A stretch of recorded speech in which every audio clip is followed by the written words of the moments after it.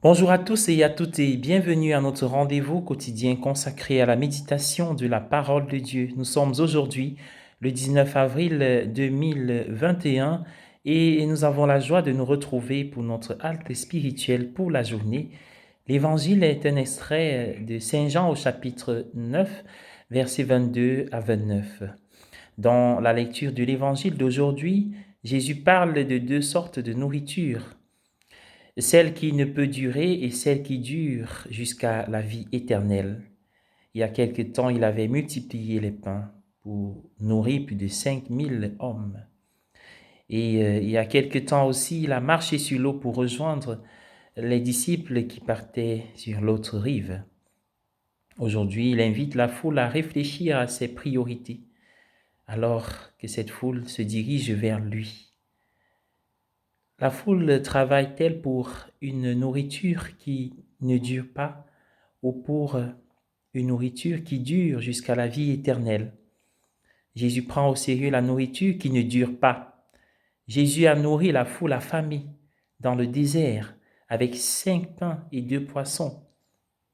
Les besoins physiques fondamentaux des gens étaient très importants pour Jésus. Il a nourri les affamés, guéri les malades. Il a appelé les riches à partager avec les pauvres. Ces besoins physiques de base des humains devaient être satisfaits en premier.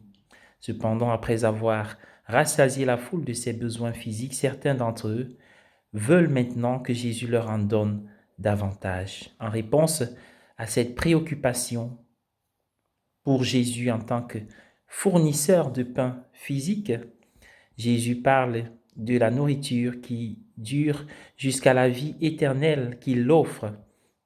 Il demande à ceux qui sont partis à sa recherche de s'occuper de la faim plus profonde de leur vie, leur faim spirituelle. Jésus se présente comme celui qui peut satisfaire cette faim spirituelle.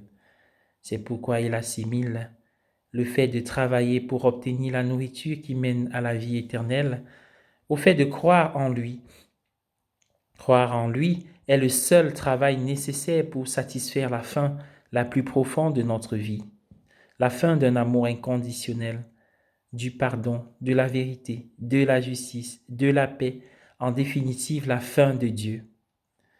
Nous ne pouvons pas ignorer notre faim physique. Lorsque nous avons faim, nous mangeons.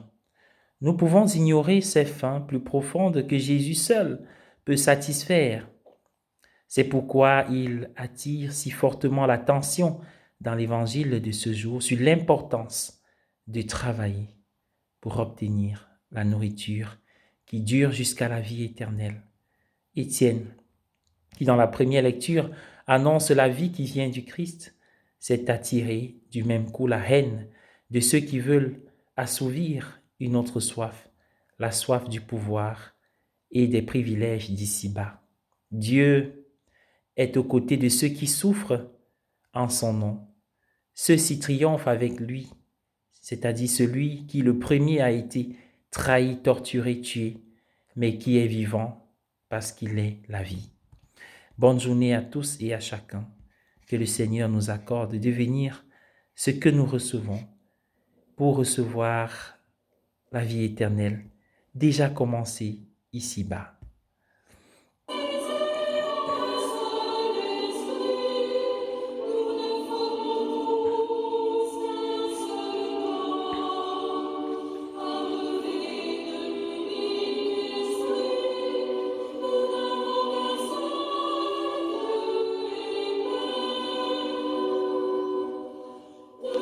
Venez, ce que vous recevez, le prix du corps du Christ. Devenez ce que vous recevez, pour ce